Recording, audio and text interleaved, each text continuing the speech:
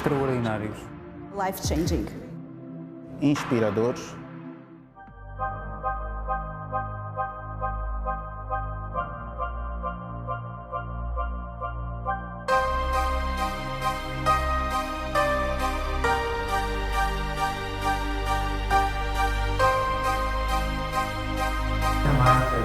É necessário uma dose exata de ousadia nesse desafio. O líder tende a ser, tanto pessoas que arrastam seguidores para com ele.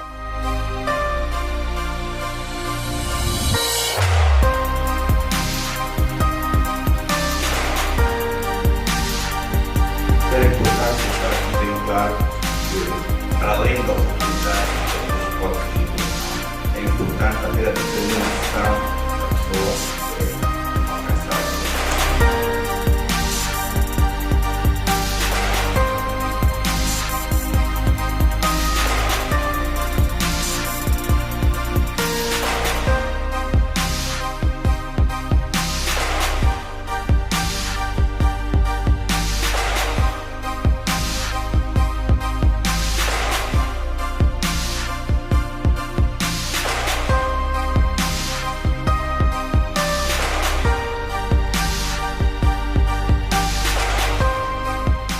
Boa noite, João Figueiredo. João Figueiredo atualmente é o PCA do Moçambique. Meus parabéns, já lhe dei meus parabéns anteriormente, mas mais uma vez, meus parabéns pela nomeação. African Bank of the Year. Parabéns. Obrigado. O objetivo principal dessa conversa, eu com o João Figueiredo, é partilhar com todos os executivos, todas as pessoas que aspiram a estar no nível elite, no nível dos executivos, no nível C. E o João vai partilhar consigo os bastidores, de uma forma mais divertida, de uma forma mais conversando, né? Não é uma entrevista, é uma conversa. E o João tem uma trajetória, tem uma história inspiradora. Desde já, mais uma vez, boa noite. Muito obrigado por estar aqui comigo. Uma das coisas que eu gosto de si, João, é a sua simplicidade, da forma como você expressa as suas ideias. Já tínhamos falado sobre isso antes, mas volto a repetir. Eu gosto muito do jeito que você expressa a sua opinião, de forma que da sua visão holística no mundo corporativo e também na vida pessoal. É muito... E é isso que eu admiro e nós vamos aprender já com o João. Seja bem-vindo mais uma vez. Obrigado. Olha, em primeiro lugar, queria agradecer esta oportunidade. É muito simpático da sua parte convidar-me para ter esta conversa e poder, de alguma forma, falar para gente mais nova do que eu, gente que procura valores, que procura inspirar-se em carreiras, em vidas normais, como a minha, e, de facto, é um prazer e uma honra estar aqui consigo. Obrigado. João, nasce na cidade da Beira. Como que o João vai para Lisboa? Como que o João sai de Moçambique e vai estudar fora e volta para Moçambique? Em primeiro lugar, deixe-me dizer, eu sou um chiveve puro. De facto, tenho muito gosto em dizer isto. Sou beirense, puro, de Gema. Nasci na Beira aos 2 anos. Os meus pais vieram viver para Maputo, na altura Lourenço Marques, e acabamos vindo para aqui. Somos uma família, meus pais e éramos meus pais e 4 irmãos, 2 rapazes e 2 raparigas. Crescemos aqui na cidade de Lourenço Marques na altura. Depois veio a Revolução em 74, veio a Independência. Eu estive de alguma forma ligado àquela história muito bonita da independência do país, em que participei nas atividades dos grupos dinamizadores. Fui um dos alunos fundadores do 108 de Março, portanto sou da geração do 8 de Março. Dei aulas de alfabetização no nosso país, naquele início, em 74, foi um movimento muito interessante. O país tinha um índice de analfabetização muito grande e sinto muito orgulho em ter participado. E dessa altura guardo a minha origem, guardo todos os valores que aprendi na altura. Acho que são valores muito importantes quando nós desenhamos depois uma carreira, uma progressão na vida, retermos valores que reter-nos valores que nos foram induzidos pelos nossos pais, a família, o valor da família, mas também o valor da solidariedade humana que nós ganhamos nessa altura. Foi uma época muito interessante, a época da independência. Olha, uma curiosidade muito interessante, eu fiz parte de um grupo que dançou macoela no estádio da Machava, na altura chamava-se Estádio da Machava. Ah, é? Portanto, dançou macoela na noite de 25 de junho, na noite da independência. Ok. Sabe, a independência foi comemorada no estádio da Machava, e o grupo dinamizador do Bar da CUP, do qual eu fazia parte, tinha um grupo de macoela que foi convidado para dançar. Portanto, posso lhe dizer que já fui um dançarino de macoela, não é? Ok. E depois, por contingências várias da vida, os meus pais acabaram por ir para Portugal, no ano de 77, e nós lá fomos. Lá fomos, eu acabei de fazer o meu curso, estudei na Universidade, no Instituto Superior de Economia, na Universidade Técnica de Lisboa, onde fui muito bem recebido em Portugal, e também tenho uma grande relação com Portugal, uma relação fraterna, sinto-me muito bem em Portugal também, onde conheci a minha mulher, onde as minhas filhas nasceram, e acabei por ingressar na banca. Ingressei na banca num momento curioso, sabe? Porque quando eu cheguei a Portugal, nós passamos algumas dificuldades. E quando eu acabei o 12º ano, na altura, o meu pai teve uma aproximação e disse-me: olha, João Filipe, nós precisávamos que tu ajudasses e fosses trabalhar. Então eu arranjei-te uma entrevista num banco, e tu vais fazer essa entrevista com uma pessoa que eu conheço, e portanto depois amanhã tens que estar a te apresentar. Eu fui lá, fiz a minha entrevista, fiz os testes psicotécnicos. Quando cheguei a casa muito animado, satisfeito. O meu pai perguntou-me: então, que tal a correr aos testes? Eu disse: olha, correram muito bem. E o meu pai disse: olha, infelizmente não, filho. Alguma coisa faltou-te na concentração. O meu amigo telefonou-me e disse-me, um senhor chamado Farinha, que era o diretor de recursos humanos do Banco Totti Açores. O meu amigo disse-me que tu podes ter jeito para muita coisa, mas para bancário nunca serás bancário na vida. Uau. E aquilo foi uma conversa que me marcou, sabe? Imagina. Depois eu disse: pois ser bancário mesmo. Vou trabalhar, vou tirar o meu curso, vou estudar e trabalhar, e vou conseguir lutar e fazer uma carreira bancária. E pronto, e assim foi. Fiz o meu curso superior, comecei a dar aulas na universidade também em Portugal, depois ingressei numa carreira internacional na banca. Fui fazer um curso no NatWest Bank em Londres, durante 6 meses, portanto, com a correspondente. Acabei por depois voltar para Portugal, aí fui colocado depois na direção internacional do Banco Totti Açores. Tive uns anos a gerir um banco em Macau, apanhando a região de Hong Kong e da China. Depois passei por Londres, onde estive 2 anos também como diretor-geral adjunto de uma sucursal de um banco português operar em Londres, em Inglaterra, onde tive uma grande aprendizagem fantástica daquilo que nós chamamos de Merchant Banking, que é uma banca diferente da banca universal. Merchant Banking é aquilo que nós fazemos da banca internacional: sindicatos bancários, tomadas de obrigações, montagem de operações mais estruturadas, até que tive um convite para regressar a Moçambique. Ok. E Isso em já que pai ano? de 2 meninos, em 1997, no final de 97.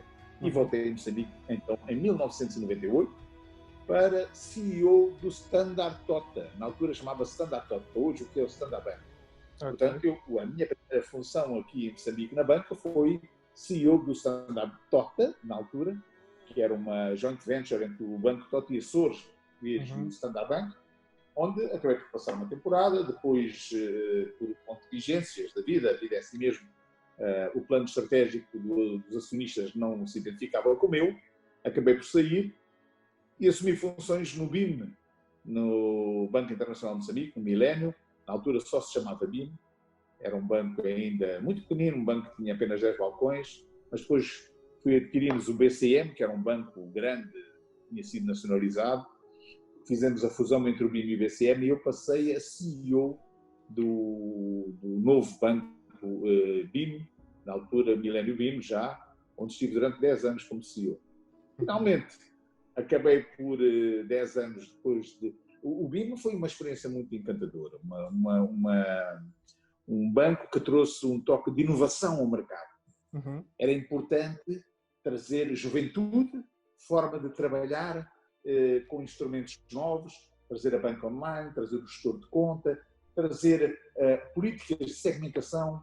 Foi muito interessante a forma como nós... era uma altura da banca diferente. Era uma banca muito transacional. E depois, em 2010, acabei por ter um convite de um grande investidor para criar um banco de raiz em Moçambique. Foi quando saí do Millennium BIM e fui criar o Banco Único. O Banco Único é, digamos que, uma criação minha, com o apoio do investidor português. Na altura, o Sr. Américo Mourinho convidou-me para investir, procurando que eu montasse este banco de raiz. Diga. Eu queria perguntar como que surgiu essa iniciativa. A iniciativa veio do investidor ou saiu eventualmente do Figueiredo para fundar o Banco Único? Não, eu tinha já algumas ideias de poder criar um banco com um ADN um pouco diferente daqueles que eram habitual. Uhum. E depois surgiu em conversas com alguns grandes banqueiros deste mundo e do outro, e com alguns empresários, e acabou por surgir com naturalidade. Surgiu este investidor que me convidou para eu abrir uma operação bancária em Moçambique. Só que na altura o investidor me disse é que, olha, tudo que eu posso fazer é providenciar a parte do capital. O meu amigo tem que trazer tecnologia, tem que trazer o know-how, tem que trazer os skills, tem que trazer parceiros, tem que trazer a capacidade de se relacionar com o mercado, a capacidade de se envolver com as autoridades do mercado e criar a instituição. E foi isso que eu fiz. Portanto, este projeto do Banco Único começou em minha casa, no meu escritório, em casa, a trabalhar sozinho, com um papel, uma folha A4 em branco. O estilo da Apple. Foi. O Banco Único é uma criação nossa, moçambicana, é uma criação nossa, feita por gente de Moçambique e criada sempre de raiz. Olha que não tivemos nenhum banco de suporte atrás, com todo o respeito que eu tenho pelos outros bancos, que são bancos que foram criados a partir de casas-mães, do Sandabank, do Milênio, da Caixa Geral de Depósitos. O Banco Único foi criado com uma equipa, da qual me orgulho muito de ter sido seu líder, uma equipa de excelentes profissionais que construíram um banco diferente. Nós, na altura, olhamos para o mercado e dissemos: o mercado não tem mais espaço para bancos universais, como o Millennium, como o BCI, como o Sandabank. Precisamos de um banco que faça alguma diferença, um banco que traga um toque diferente. Então, o que era esse do toque diferente? Era a criação daquilo que ainda hoje eu defendo no Moçambique, que é a banca relacional. A banca relacional é aquilo que nós entendemos que é construir uma relação com o cliente e, a partir da relação, então, haver uma consequência que é a transação. A transação tem que ser a consequência da relação. E, portanto, construímos toda a cultura do banco, todo o posicionamento de marca, todo o posicionamento da imagem à volta deste toque do ADN que era da banca relacional. E, portanto, acabei por estar 5 anos. Em 5 anos criamos um banco com uma dimensão, um banco de nicho, um banco muito dedicado ao segmento affluent, no que diz respeito aos particulares, e mais de pequenas e médias empresas no que diz respeito à parte corporate, e um banco que desempenhou o seu papel muito bem. Eu estive, como disse, até 2015, era acionista e ainda sou acionista do banco, do Banco Único. Estive até 2015 e, nessa altura, apareceu o Nedbank com um interesse muito grande em adquirir o Banco Único e fazer a sua gestão. Ora, eu nessa altura já tinha 35 anos de banca, meu amigo. Então, achei que era de me reformar da banca e dedicar-me a outras pequenas atividades, trabalhar com universidades. Eu sou membro do Conselho Consultivo da Fundação Dom Cabral, que é uma grande universidade pós-graduação dos estudos económicos e empresariais do Brasil, uma escola de negócios da América Latina. Eu trabalhei aqui um pouco com o Instituto Politécnico em Moçambique, estava a desenvolver um curso superior para a banca e, portanto, era uma nova fase da vida. Era terminar a carreira bancária e enverdar por um outro tipo de atividade onde passava algum dos meus conhecimentos a outras pessoas. E, nessa altura, acontece a intervenção do Banco Central no Moçambique. Uhum. E é essa altura que o Sr. Excelência, o Sr. Governador do Banco Central, me convida. Não é bem um convite, porque o convite normalmente é para coisas que nós gostamos e que queremos muito fazer. Eu já me tinha formado da banca. Foi um convite meio envenenado, foi uma espécie de nós precisamos que um amigo nos dê uma ajuda, o país quer ter um banco de raiz nacional, verdadeiramente de raiz nacional, e o banco carece de uma intervenção e de uma reestruturação profunda. Há um conjunto de elementos organizacionais, funcionais, é preciso recuperar em termos patrimoniais e financeiros o banco, e nós gostaríamos que o meu amigo criasse uma equipa e que procurasse desenvolver esta missão que nós gostaríamos de prestar. E aceitei o desafio e cá estou ainda hoje. Uhum. É isto. Em linhas breves, é isso. Parabéns. Parabéns. Uma coisa muito interessante que partilhou na fundação do Banco Único é o capital humano.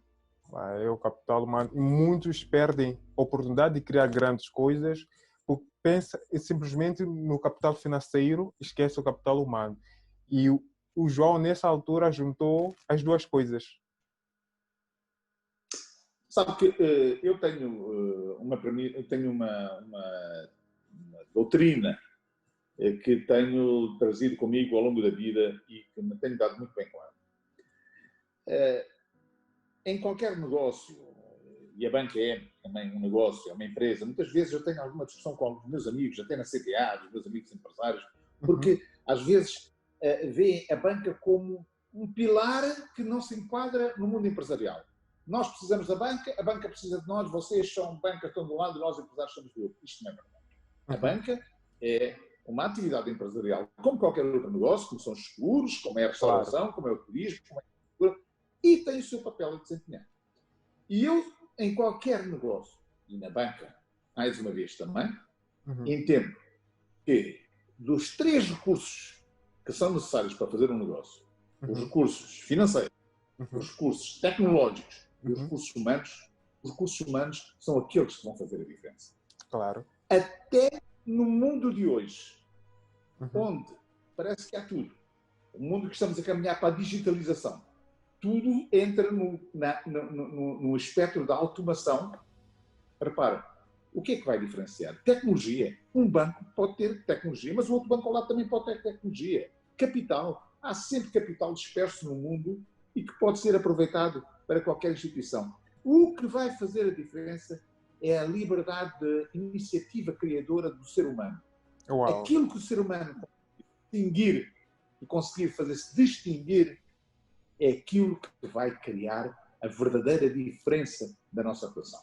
E, portanto, eu sou das pessoas que mais defendo e mais prezo os recursos humanos numa instituição. Uau, é interessante. E fazendo um pequeno exercício de futurologia nessa linha de pensamento, como é que o João vê o futuro do trabalho, o futuro das empresas daqui a um tempo após o Covid-19? Obviamente todo mundo está em pânico agora, está em pânico por causa do Covid-19, o futuro é incerto para as empresas, tanto para os empresários em geral. Como que faz um exercício de futurologia? Como que prevê o futuro das organizações daqui a uns 5 anos, daqui a 2 anos, após o Covid? Meu, então a colocar uma questão que é muito difícil. Deixe-me só dizer, antes de ir para a resposta, deixe-me fazer um enquadramento. O Covid-19 é provavelmente das crises mais complexas que o mundo e que a humanidade conheceu. Claro. E é das mais complexas porque, primeiro, surge numa altura em que nós estamos a falar do mundo globalizado, em que a velocidade dos acontecimentos e das ocorrências é muito mais rápida do que aquilo que acontecia há 20, 30, 40 anos atrás. Uma pandemia há 40 anos atrás, ou uma crise económica há 10 anos atrás, como tivemos em 2008, não se espalha, não tem esta tendência de ramificar com a mesma velocidade que tem hoje. Hoje vivemos um mundo completamente acelerado. E sempre que existe este tipo de fenómeno em que a velocidade é mais rápida do que a nossa capacidade de pensar, analisar e encontrar soluções, as soluções encontradas são normalmente soluções ad hoc, são soluções não estruturadas, são soluções de resposta imediata e que nem sempre são as melhores. Então, há muitas implicações. Deixa-me só dar um exemplo. Provavelmente ouviu falar, olha, nós estamos a falar aqui através do Zoom, não é? Provavelmente ouviu falar que a Zoom foi das empresas que teve uma valorização bolsista fantástica. Claro. Cerca de 20 vezes, subiu 20 vezes. O que as pessoas não sabem. Porquê? Porque as pessoas acharam que Zoom, tecnologia, é a capacidade de nós, é a forma como nós hoje vamos utilizar a comunicação. O que as pessoas não sabem, e então as pessoas investiram, compraram, e há uma valorização da Zoom na bolsa. O que as pessoas não sabem é que essa Zoom não tem nada a ver com a Zoom com o que nós hoje estamos aqui a falar. Essa Zoom é uma empresa de componentes tecnológicas chinesas e que não tem absolutamente nada a ver com a Zoom, canal de comunicação que nós vamos utilizar. Ou seja, é este tipo de situações que acontece. Repare, os países foram dando soluções precipitadas, globais. Eu vou dizer uma coisa. Isto é uma crise muito diferente. É uma crise que, primeiro, não começa nos mercados financeiros. É uma crise que é transversal. Destrói tanto a procura como destrói a oferta. É uma crise que apanha os mercados emergentes de uma forma muito violenta. Sabe que as economias emergentes já estavam, de alguma forma, a sofrer alguma pressão. O comércio internacional estava a começar a regredir em algumas regras. Estava a acontecer mais algum protecionismo por parte dos países. Então, isto é uma crise cujas consequências nós hoje ainda não conhecemos. Sabemos algumas coisas. Sabemos, por exemplo, que provavelmente o ser humano vai estar mais desperto e mais atento para aspectos de primeira necessidade do que para aspectos em termos de consumo. Eu acredito que o nível de consumismo que nós tínhamos, o mundo consumista tal como ele era, aquela fome de comprar novo, comprar tudo que estava na onda, eu acredito que tudo isto não vai desaparecer, mas vai ter, de alguma forma, algum retrocesso. Vamos ter aqui uma economia mais virada para aquilo que é sustentabilidade. E nesse aspecto eu acho que Moçambique, por exemplo, pode, de facto, eu escrevi um artigo sobre este tema, Moçambique pode ter um papel a desempenhar. Nós ainda temos, repare, toda a geopolítica está a mudar. Há hoje uma grande desconfiança por parte dos países investidores em relação à China. E como sabe, nas últimas décadas, na última década, de uma forma mais vincada, havia um grande investimento por parte dos países na China. A China tornou-se o grande mercado produtor para todo o mundo. Se olhar para esta desconfiança que hoje há por parte dos Estados Unidos, por parte da União Europeia, por parte de grandes países investidores em relação à China, provavelmente vão aparecer aqui algumas oportunidades. Há países como a Índia, como a Indonésia, que já estão, neste momento, a tentar captar a atenção dos investidores japoneses, da Coreia, dos americanos, para que tragam, captar esses investidores, para que eles tragam esses investimentos para os seus países. Moçambique pode também pensar, nós temos uma população ainda a carecer de muita formação, mas temos uma população ainda de baixo custo em termos de produção. Se conseguirmos enquadrar em termos fiscais verdadeiramente bem, se conseguirmos captar este ambiente de melhor investimento com benefícios fiscais e conseguirmos apostar fortemente na formação, provavelmente poderemos captar algum do investimento direto estrangeiro que vai andar aí por fora. Nós temos que ser capazes, e depois temos o aspecto que temos aqui, 70% da nossa população nas zonas rurais. Nós temos que apostar na agricultura. A agricultura, a área agroindústria, o setor agroindustrial vai ser um setor que vai desempenhar um papel.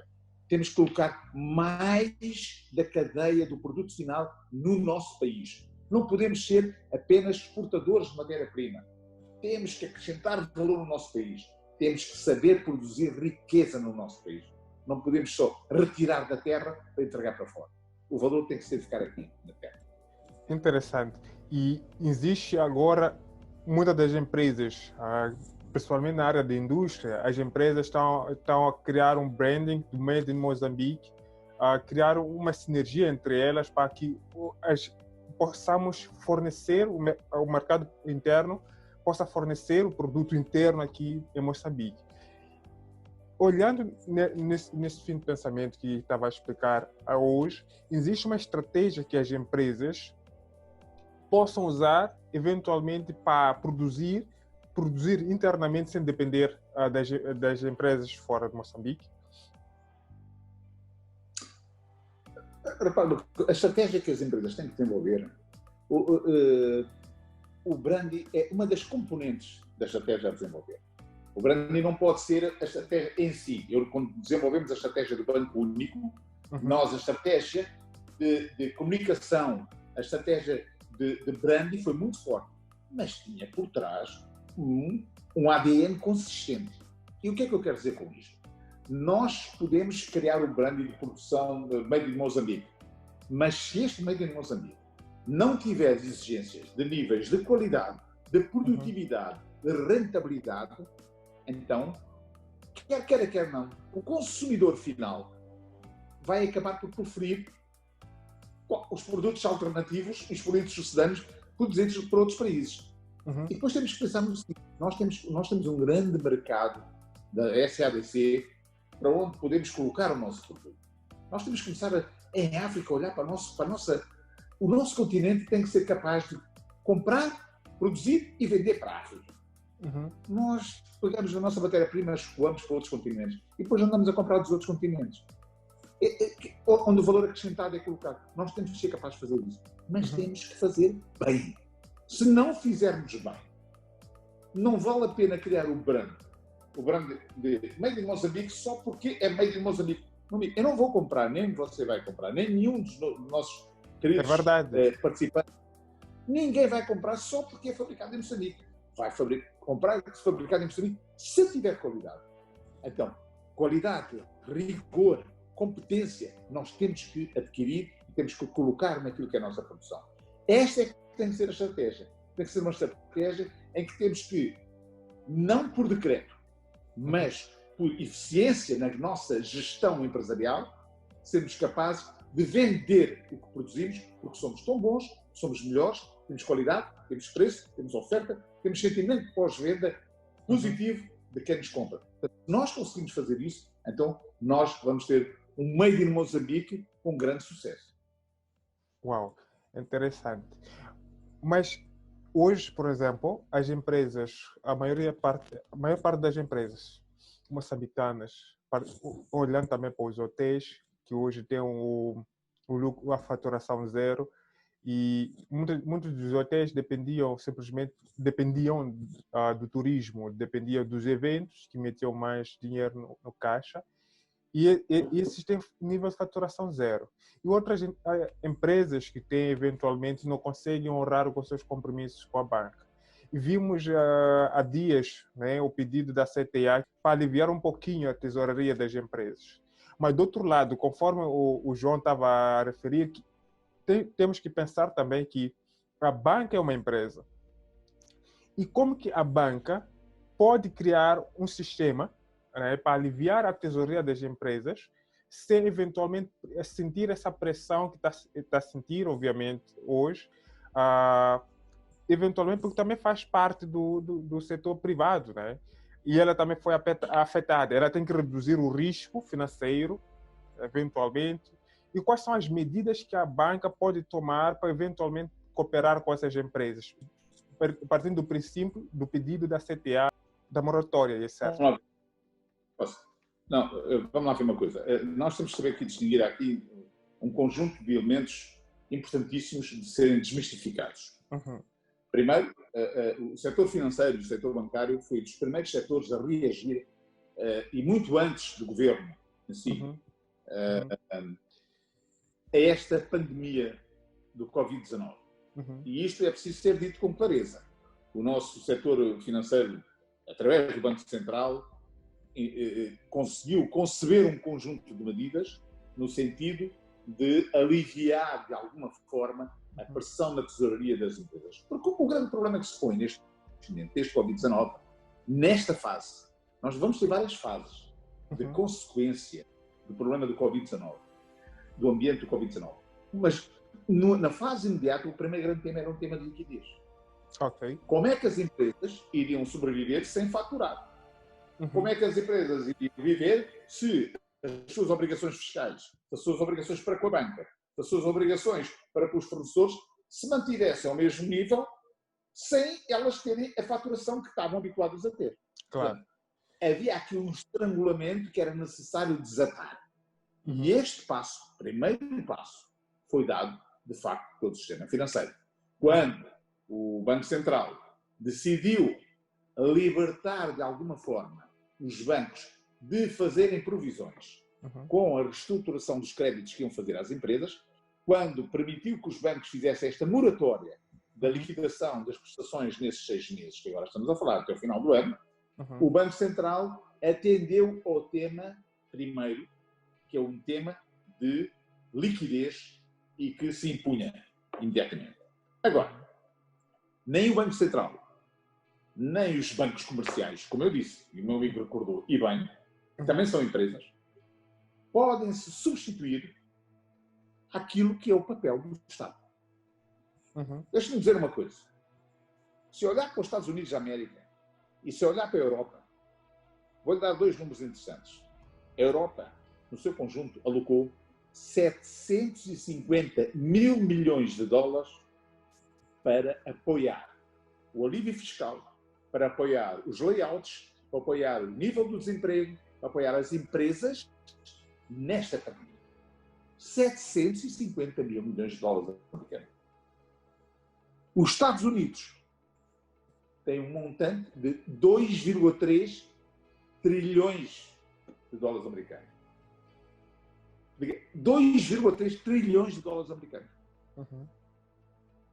O tema que existe aqui é que o nosso Estado, o Estado moçambicano, que é quem deveria criar condições para a sociedade poder ser aliviada dos ónus provenientes deste Covid, o Estado moçambicano não tem capacidade. E não vale a pena pedir ao Estado aquilo que o Estado não lhe consegue dar. Claro. É muito interessante. A CTA pode pedir, nós podemos pedir, mas o interessante aqui é fazer entender os nossos parceiros habituais da nossa economia. Como sabe, os países emergentes, nomeadamente o caso de Moçambique, nós vivemos com o apoio de muitos países. Porque, vamos lá ver uma coisa, a pandemia e o equilíbrio da economia mundial só se faz pensando de uma forma global.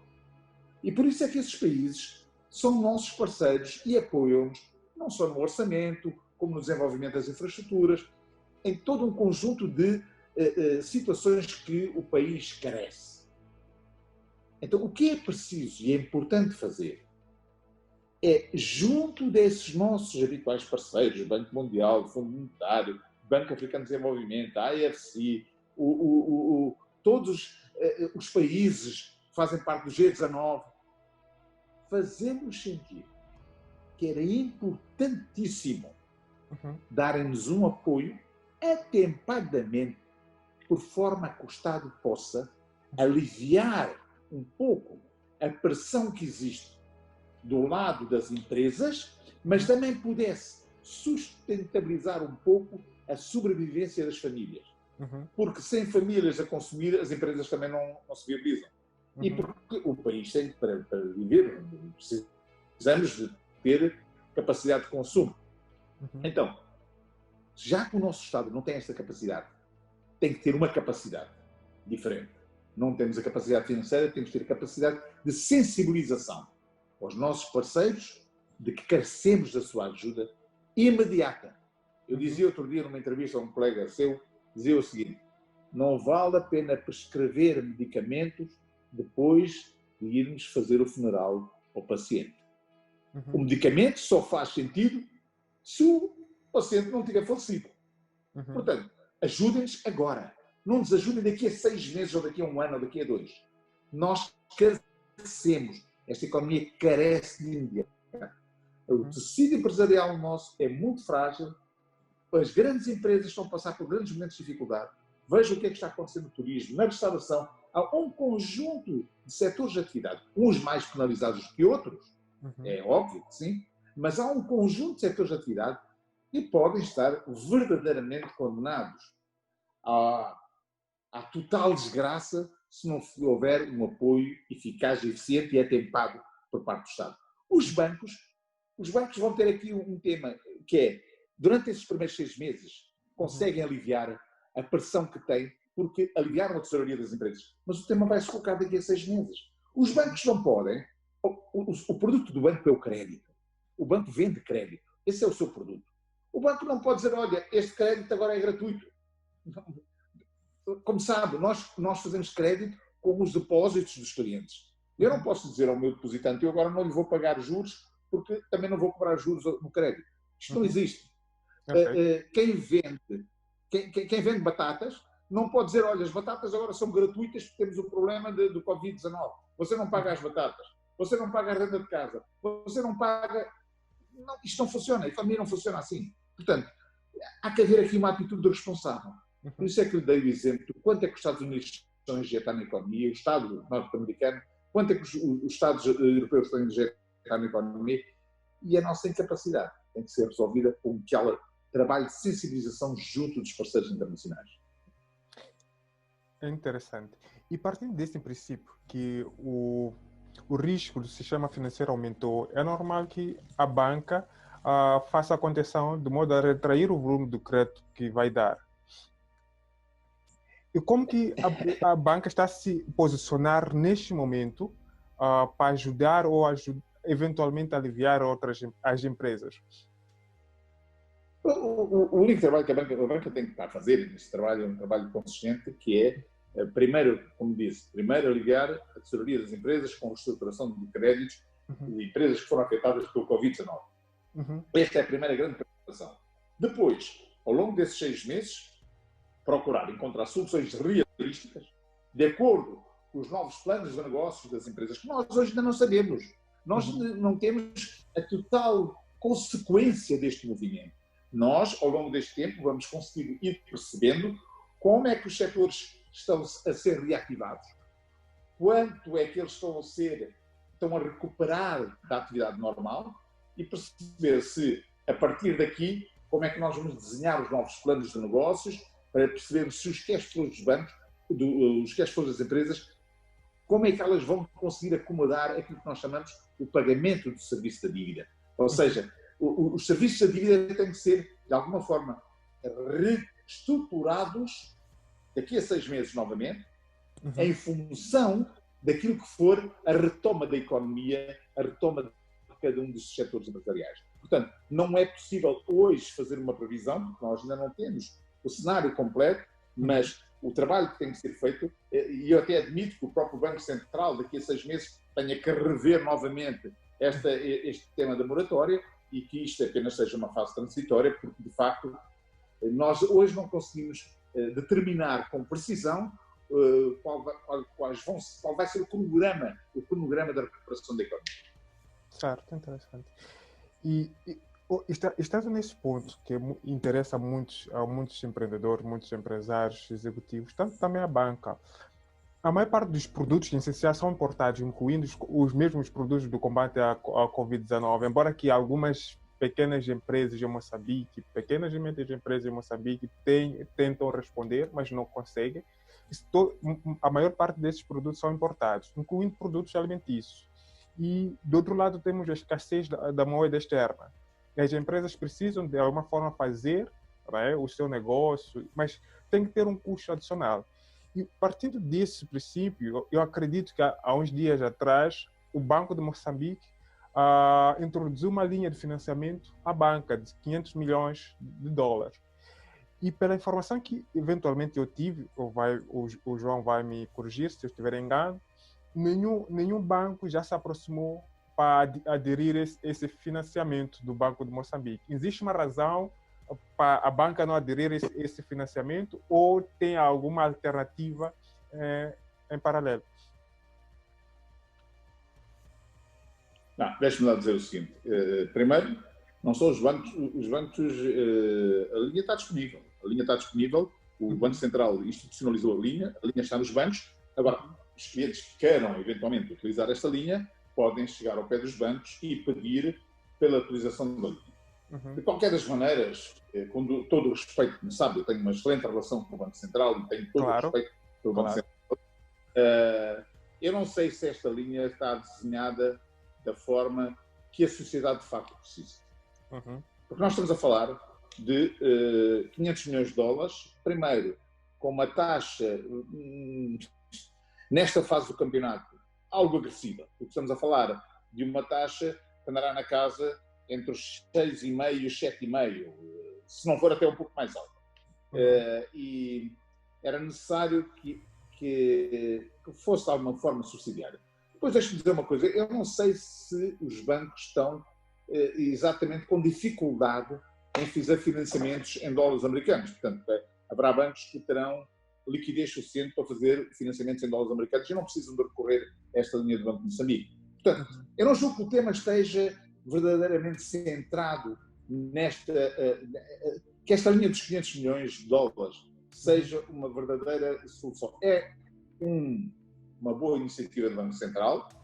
Na minha opinião, não é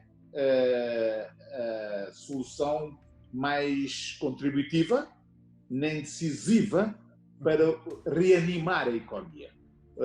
O que o Banco Central, na minha opinião, deveria disponibilizar era mais capacidade de os bancos terem moeda estrangeira para poderem operar operações cambiais, por essa via controlar um pouco a desvalorização cambial que estamos a ter, que é muito forte.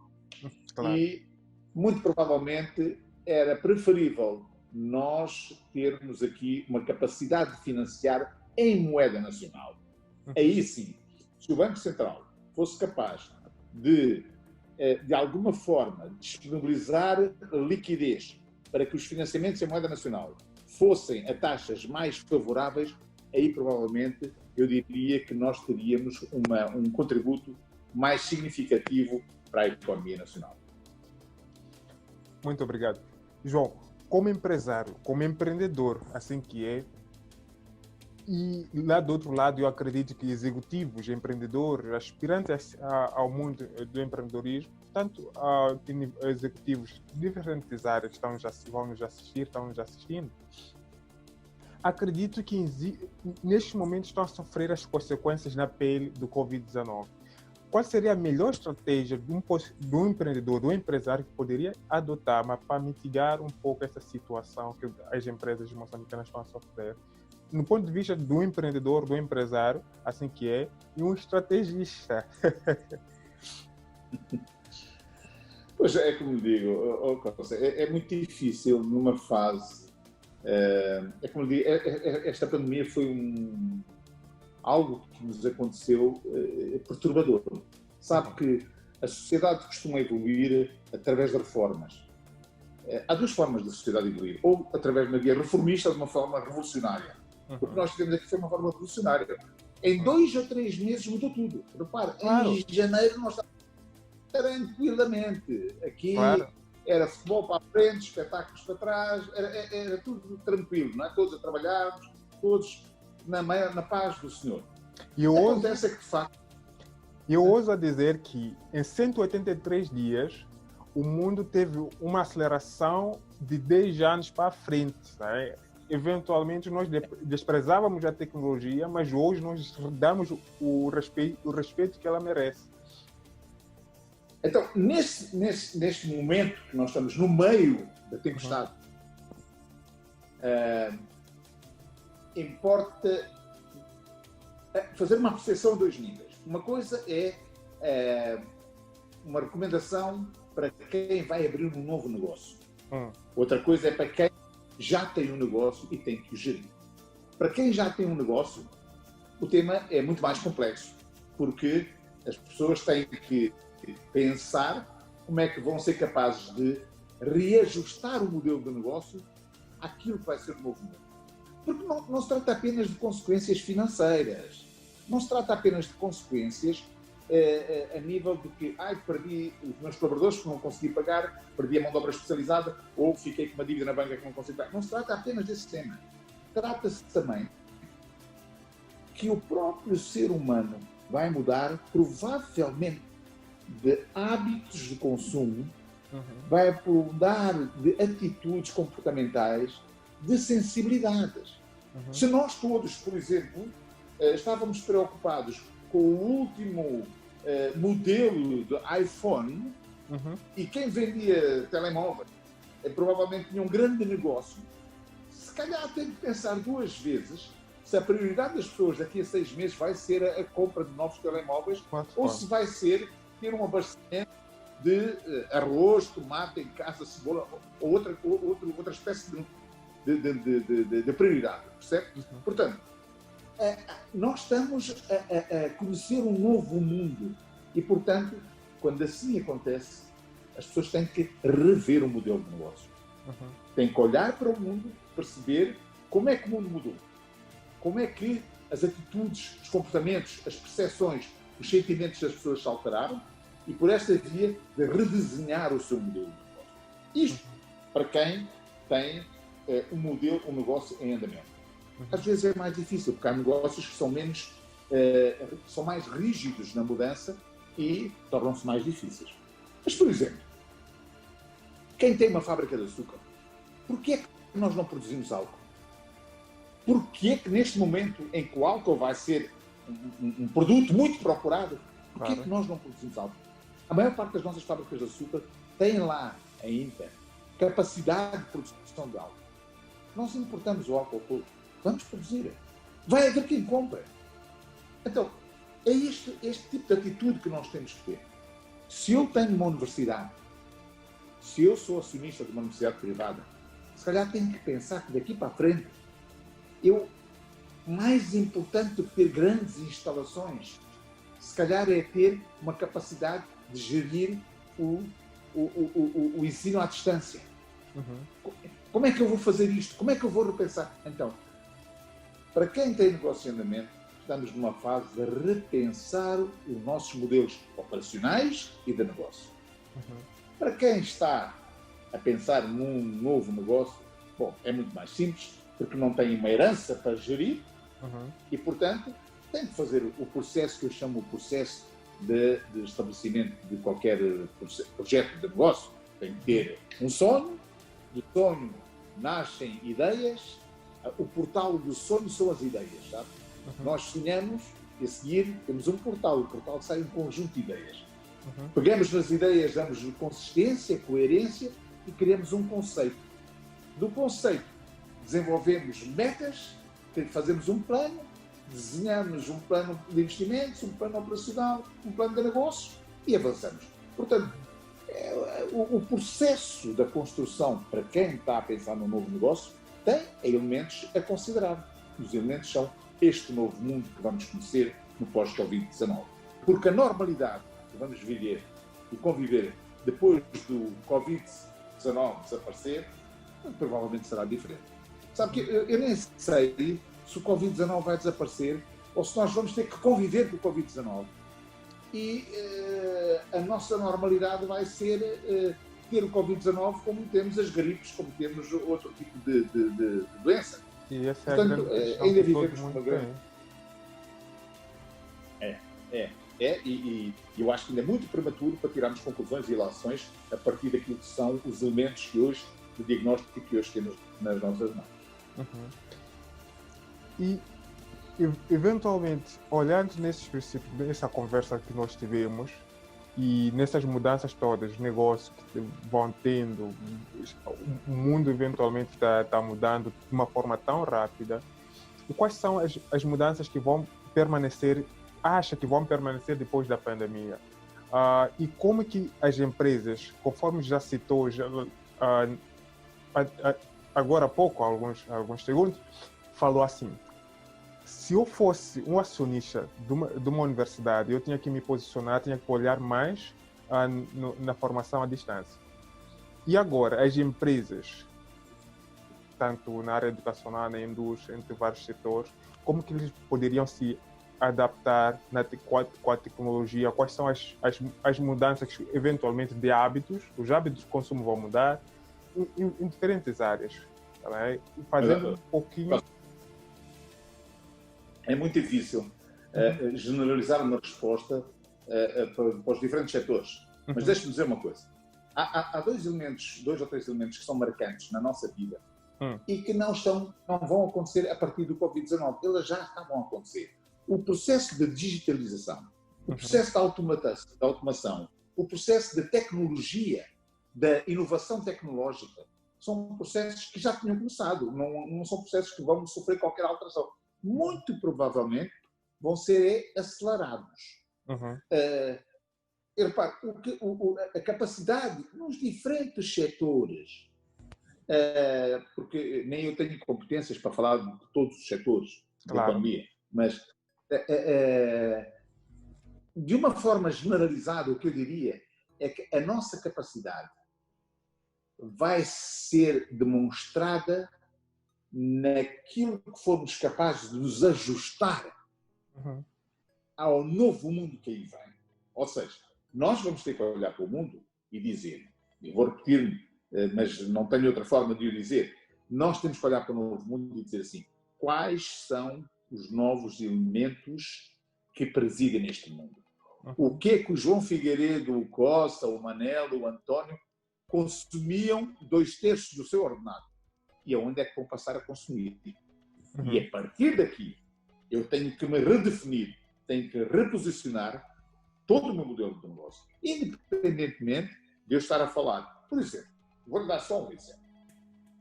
Se as grandes superfícies comerciais eram um grande negócio até 2020, se nós tínhamos nesse mundo fora, na Europa, até aqui também já estávamos a começar a criar grandes superfícies, onde apareceram muitos lojistas.